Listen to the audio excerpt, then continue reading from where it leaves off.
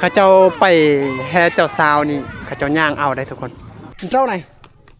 แบงข้าวห่อต้มเต็มกระสอบเลยเนาะงานในมื้อนี้จะเป็นงานแปลกๆนะทุกคนก็คือ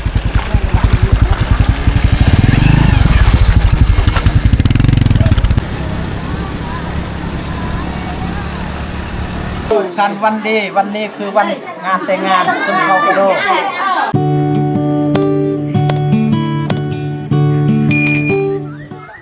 กับทักทายสบายดีสวัสดีพ่อแม่พี่น้อง FC เบอร์สุขุสุขคนยินดีต้อนรับพี่น้องที่เข้ามาติดตามรับชมและให้กำลังใจนะการสำหรับ EP นี้ก็จะเป็น EP ที่2ต่อจาก EP เมื่อวานนี้แหละทุกคนก็คือเมื่อวานนี้จะเป็นมื้อที่ข้าเจ้าไปแห่เจ้าบ่าวไปขึ้นเฮือนของเจ้าสาวแต่มื้อนี้เราจะไปส่งเจ้าสาวไปเฮือนของเจ้าบ่าวหรือว่าครับไปแห่เจ้าสาวนะเดี๋ยวนี้เฮาก็ทีมงานของพวกเฮาก็เตรียมตัวจะออกเดินทางนะเพราะว่าเฮากินข้าวก็สำเร็จเรียบร้อยนะทุกคนนี่ตอนสมัยตะกี้นั่นข้าเจ้าไปแห่เจ้าสาวนี่ข้าเจ้าย่างเอาได้ทุกคนแต่ว่าเดี๋ยวนี้เฮาจะบ่ย่างแต่ว่าเฮาจะไปด้วยรถจักรนะผมมีรถใหญ่นะแต่ว่าน้ำมันนี่พวกเคยหันข้าเจ้าก็ซื้อไว้นะซื้อให้ตุกนี่นะทุกคนตุกอันนี้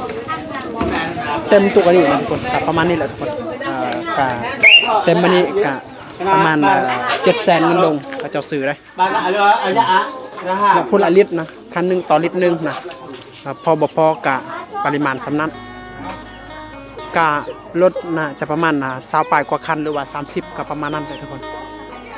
นี่ข้าเจ้ากำลังเตรียมตัวได้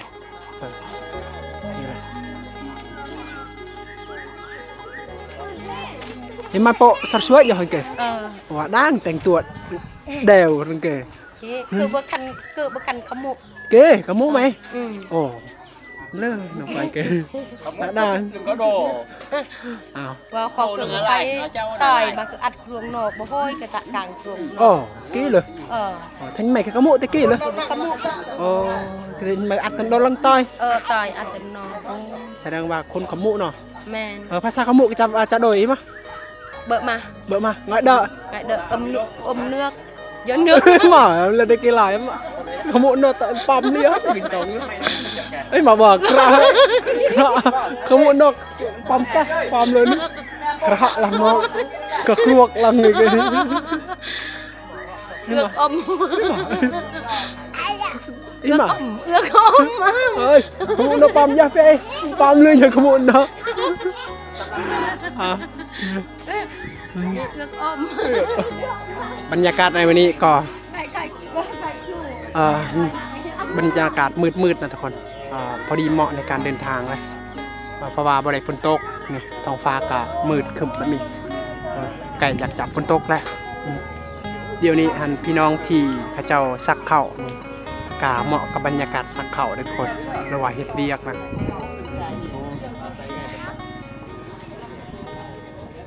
เป็นอะไรนี่เสื้อผ้าของเจ้าสาวป่ะอันนี้เนาะแสดงว่าเจ้าสาวในนี้จะเป็นน้องของน้องสาวเขาเองโอ้แสดงว่าน้องสาวของเบาคมจะเป็นน้องเมียของเขาแหละนี่จะเป็นเสื้อผ้าเนาะนี่อันนี้จะเป็นอุปกรณ์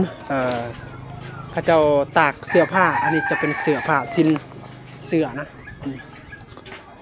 ไปเบิ้งสัมผัสเบิ้งป่าข้าเจ้าได้เตรียมยังแน่ใช่มั้ยล่ะเจ้าไหนแบงข้าวห่อต้มเต็มกระสอบเลยเนาะโอ้ไก่คันคักขนาดเว้ยอันนี้ยังไก่โอ้ตัวไก่จักโตอะไรนี่จักโตหน้าประมาณ30บ่ฮอดประมาณ10โตประมาณ5โตอันยังนี่ข้าวบ่โอ้นี่ข้าวใส่ติ๊บเนาะนี่แหละก็คือประเพณีข้าเจ้าสืบทอดแต่สมัยเดิมๆนะเวลามีเวียกมีงานดองอีหยังต่างๆนี่ข้าเจ้าก็ต้องมีข้าวนี่ไปตอนเคยนะมีข้าวห่อต้มมีไก่นี่กับเป็นอาหาร นี่จะเป็นข้าวตัวข้าวห่อนี่ก็จะเป็นข้าวตัวข้าวใส่ติ๊บนะนี่แหละของฝากของตอนให้แก่เจ้าบ่าวอันนี้จะเป็นเสื้อสิ้นที่เจ้าภาพเพิ่นไปตอนเจ้าบ่าวได้บังขึ้นเทิงก่อนข้าเจ้ายังกำลังเตรียมโตได้โอ้เจ้าสาวเตรียมโตเลยเนาะเป็นอะไรเจ้าสาวลองไปสัมผัสสาวๆก็ได้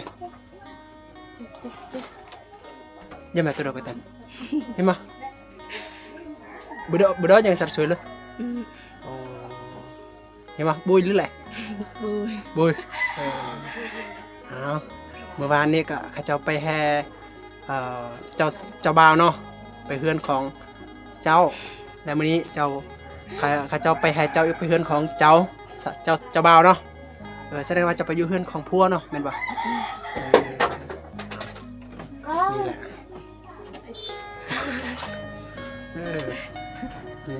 เอาทุกคน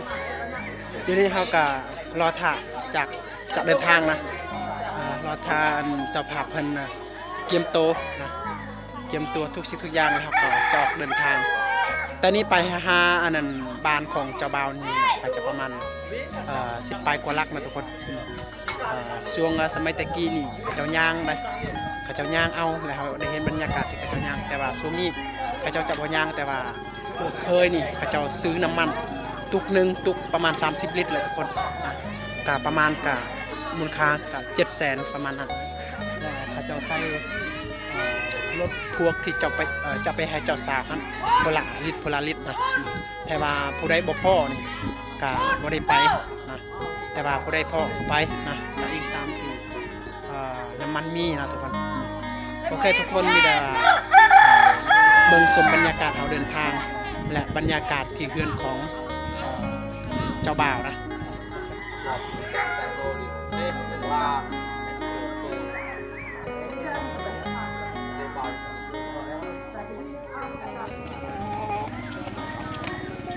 นี่แม่นเจ้าบ่าว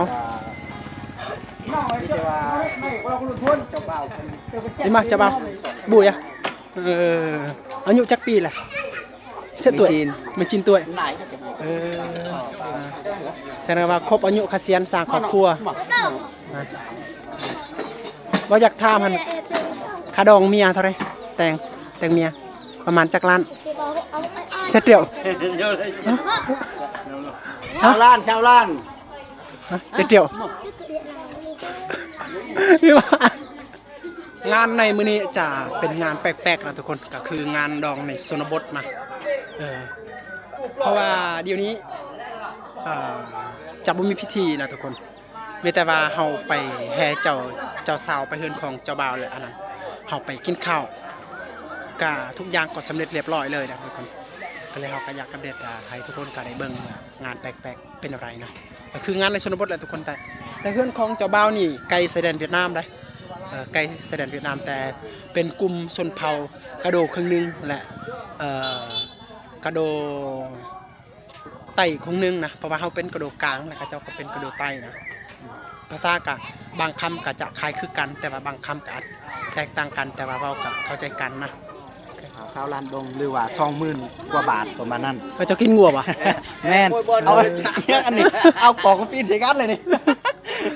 โอ้เคยได้มีคนเพิ่มแล้วน้องเคยเพราะว่าผมมีน้องสาว3 คนได้กินงัวบ่อยู่พุ่นกระจ้ะโอ้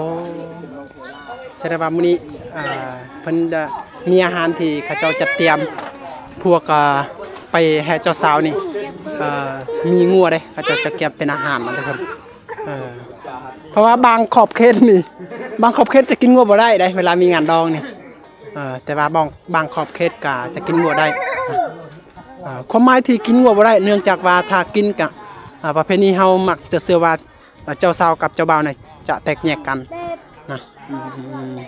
เองนะเนาะประมาณนี้แหละอาลิมาอายุไหมน่ะ18 ปีอันนี้จะเป็นน้องหลาผมพากโดอายุประมาณ18 ปีทุกคนได้นี่หน้าตาเอ้าประมาณนี้ได้เนาะน้องคมเองได้น้องล่านี่น้องยูคีพ่อแม่เดียวกันทุกคนเพราะว่าคมมีน้องสาว3 คน เดี๋ยวว่าสร้างครอบครัวหมดเลยมื้อนี้ก็คือน้องสาว จะมีเครื่องของเจ้าสาว เดี๋ยวนี้เจ้าสาวก็แม่นสุดเจ้าบ่าวได้เป็นผู้รับผิดชอบในการไอ้กี่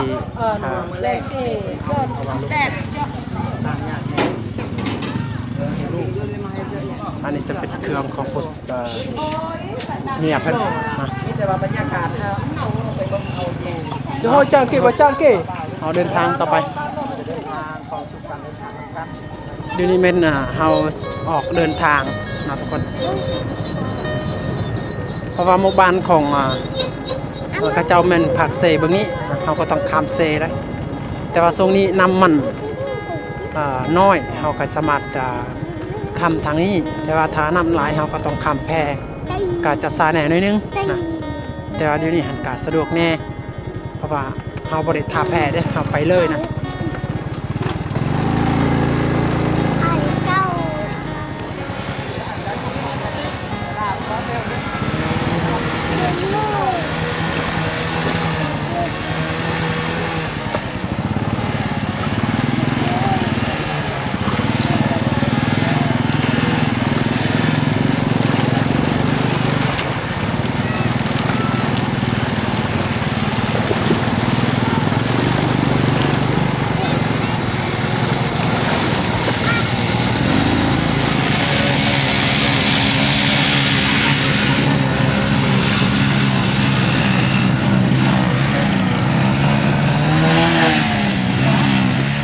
ข้ามเซ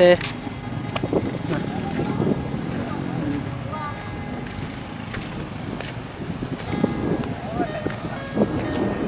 เป็นอะไรไปดีๆได้ เชี่ยวชาญ เขาข้ามทางนี้นะถ้าว่ายามนั้นน้ำมันน้อยเขาจะข้ามได้ เพราะว่าเขาเจ้าเอาทรายมา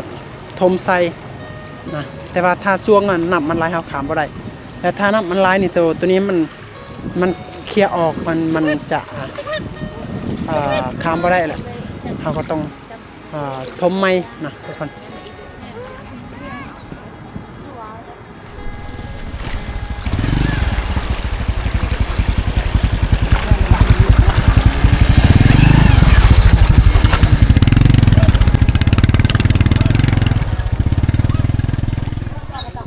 เดี๋ยวนี้เขาก็รอถ่าจัดเตรียมรถให้มันครบนะเพราะว่ามีบางคนที่บ่ครบและเขาเจ้าก็จะใส่น้ำมันให้แก่พี่น้องที่อยู่ภาคนี้เพราะว่าบางยาก็เฮาก็ภาคเซเบิ่งนั้นมาออกนี่ก็มีพี่น้องที่รอถ่าใส่น้ำมัน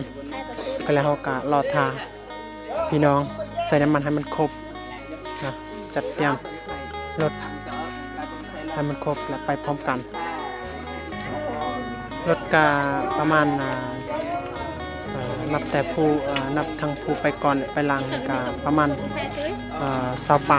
ลายคันได้แต่คันบางคันก็ลาก3นะ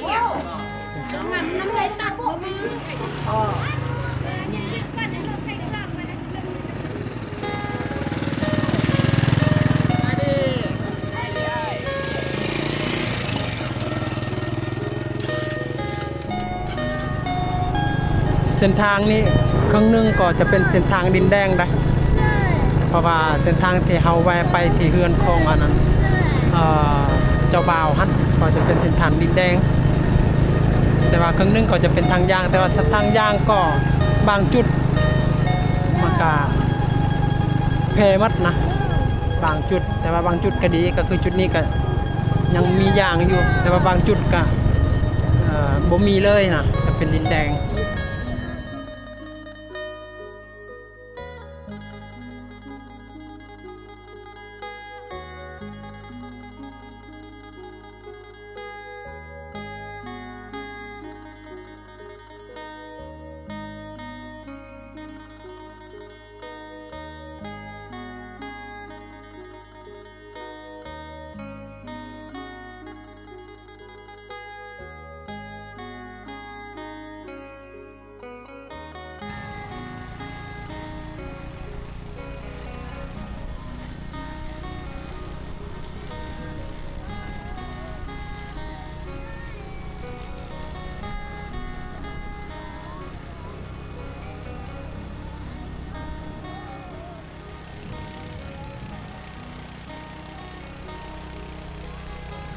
เอานี่แหละเส้นทางที่เราเข้าไปนะทุกคนพยายามฝนตกนี่มันยากนะโอนไก่กระหอดแล้วแล้วทุกคน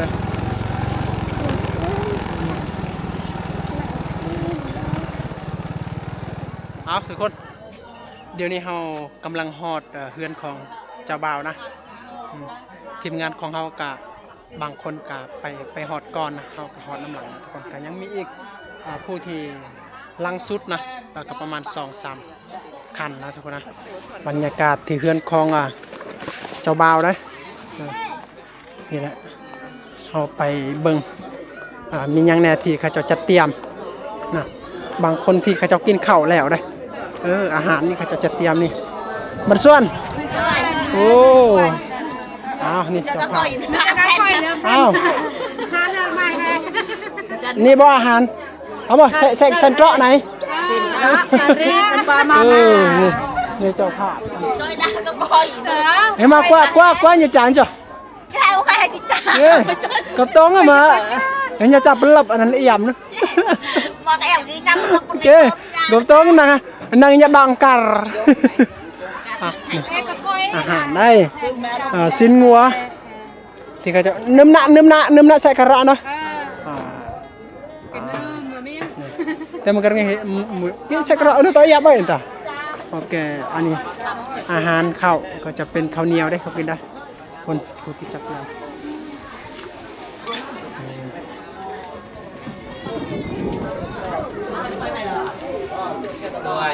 บัดสด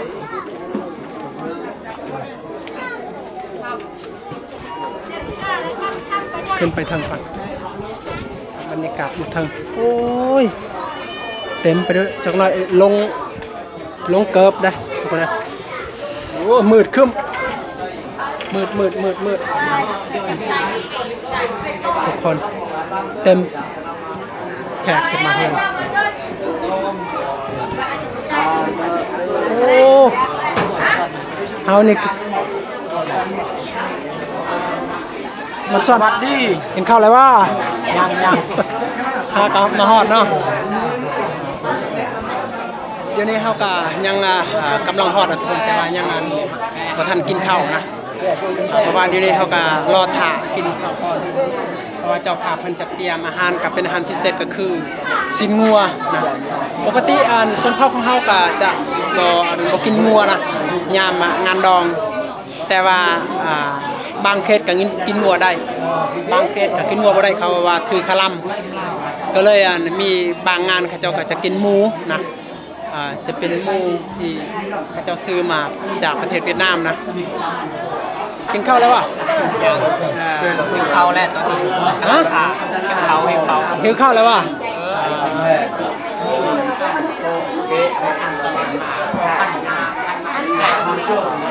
เดี๋ยวนี้เขาก็เริ่มรับประทานอาหารแล้วเพราะว่าเจ้าภาพเพิ่นได้จัดเตรียมนะแต่ว่าก่อนเขารับประทานอาหารก็จะมีน้ำบอกน้ำบานที่เพิ่นจะเตรียมไว้นะก็คือซุปกอฮอล์เริ่มเลยว่านี่สบายตะหอยหยาดตะกี้ล่ะโอ้บันส่วนนี่น้องเคยนี่อนุญาตเลยไหม3 ซองเลยเยิน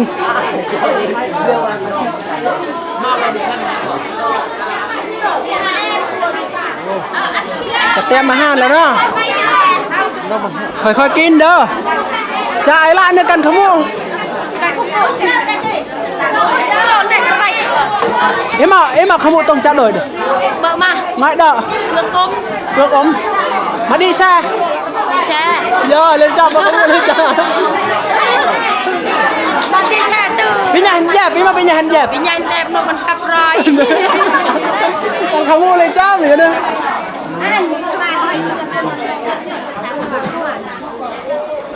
พอดีอาหารในมีก็มีเมนูเดียวก็คือก้อยซีนงัวที่กระเจ้าเห็ด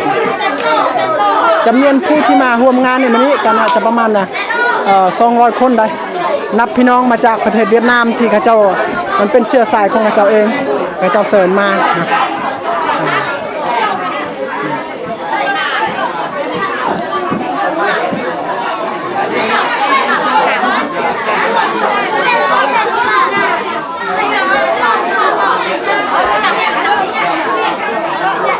แล้วกินเขาจังน้อยกับ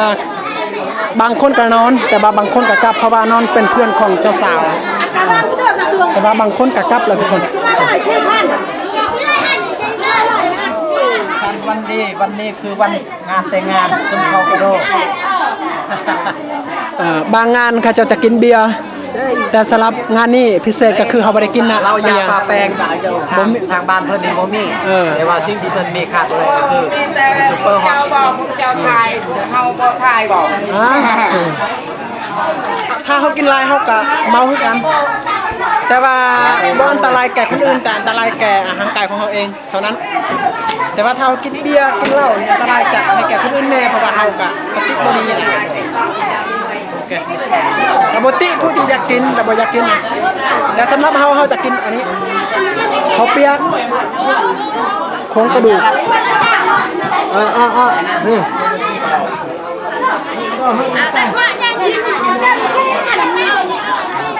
เอาทุกคนเริ่มรับประทานอาหารแล้วดินี่เพราะว่าเจ้าภาพเพิ่นน่ะจัดเตรียมแต่เช้าเลยได้แต่เฮายังบ่ทันมาฮอดเขาเจ้าก็จัดเตรียมเรียบร้อยแล้วแต่ประมาณแต่4โมง3โมงพุ่นเขาลุกเฮ็ดอาหารได้ก็เลยเมื่อเฮามาฮอดเฮาก็บ่ได้ทานหยังเลยมีแต่กินเลยนะเฮ้ยจักโมงได้เกี่ยมอาหารมึงอย่าหัน ตั้งแต่ประมาณ1 ทุ่ม โอ้1 ทุ่มบ่ายนะครับไปมากัน1 ทุ่มแล้ว1 โมงได้เลยใกล้ไต่บ่1 ทุ่มบ่ เจ้ามีให้จอม 7 ในลาว 7โมง เจ้ามีให้จอมในลาวขันยาตะบอกประนายหยวนจะลืม ก็นะไอ้ไม่แต่ยวนกันแว่นมา ใครเป็นระหว่าง แก่เตี้ยว ระวัง เป็นระหว่าง โอ้อันนี้พี่น้องมาจากเวียดนาม พี่น้องมาจากเวียดนาม แน่นบ้านล้างลวดฮะล้างลวดชากันลวด ซาย่อย ชาจอยล้างลวด ทนระหว่าง ผมว่าพ่นกระล้างกันที่มืดเลย ทนระหว่างเลย โอน ทนระหว่างทนระหว่างจนต้มตะกุไฟตะกิ้ว มันเกี่ยว อ๋อเพิ่นเป็นชนเผ่ากระโดงกันเนาะกระโด มันเกี่ยวกระโด เกี่ยวกระโดเฮ้มันเกี่ยวกระโด ภาษากับเข้าใจกันแล้วภาษาแต่นี่ไปหาล้างลวดแล้วไม่กระโส ไม่ลำไก่ để làm cái Để làm cái. cái số đây là anh em thế nào anh em ý ba anh đội em ai khơi cụ ra โอ้อมอนเนี่ย Amon à เก่งแล้วโอ้อมอน cụ Amon Amon hả như cụ àนี่จะเป็นนาบาวของตัว งานของเฮาเราไปอีก cậu hả ก็สิย้อนก็bằng cấuเข้าเกี่ยđây đó đây đó hay là cấu cậuนี่ก็ cậu của nhà này của nhà châu bào đấy cậu là nhà châu bào anh em làng Việt Nam màเป็นcậuคือกันทุกคนทั้งหน้าทั้งหลังเขาเจ้าก็กินข้าวทำไมเนี่ยอย่าเปิ้นแม่ก็ได้อยากเด้ชูโรนาวีนี่แต่กินอาจจะได้กลับเด้อบ่ได้อันนั้นไอ้เธอได้กลับคือกันเลยสุขดีอยู่ให้มีความสุขอาจจะกลับแล้วดิไอ้ท่านบิมาย้อนกันเชื่อไม่ปวดอ่ะนะครับก่อนนะโอเคนะเลือกเลยโอ้มาให้ผู้ช่วยรู้ต่อเงินส่วนนั่นต่อโอเคทุกคน ไม่ดาวิดอยากเล่นไม่มาก สำหรับคลิปนี้ก็จะเอาสำเนียงอะไรทุกคนจะเป็นคลิปงานดองในเขตชนบทได้อาหารที่เขากินในมินิก็คืองัวนะกินจนเลือดเลยทุกคนคนกาน่าจะประมาณ200คนได้นับแต่พี่น้องมาจากเวียดนามที่เขาเจ้ามาร่วมนะเป็นเสื้อสายไอ้น้องนะทางพ่อทางแม่แบบนั้นนะทุกคนนี่แหละเวียดนามก็ออกไปพุ่นก็แต่นี้ไปหาเวียดนามก็น่าจะประมาณ3 กิโลพอดได้ในการดำเนินชีวิตของเขาเจ้าในหมู่บ้านละแวกนี้เขาเจ้าก็ไปซื้อขาย กาที่ประเทศเวียดนามหมดนะบ่ว่าจะไปซื้อเครื่องอหยังต่างๆนะและในการดำเนินชีวิตของเขาเจ้าก็คล้ายๆเวียดนามเลยทุกคนเพราะว่าสินค้าอหยังต่างๆเวลาเขามีเวียกมีงานก็ไปซื้อที่ประเทศเวียดนามหมดนะเอาทุกคนกาสำหรับคลิปงานดองในเขตชนบทใกล้แสดงเวียดนามก็ประมาณนี้เลยทุกคนกาพิธีกาบ่มีนะมีแต่ว่าเฮาไปให้เจ้าสาวปุ๊บกากินข้าวกับผู้ที่ไปให้กับเจ้ากะกลับนะกับบางคนก็นอนเป็นหมู่ของเจ้าสาวอยู่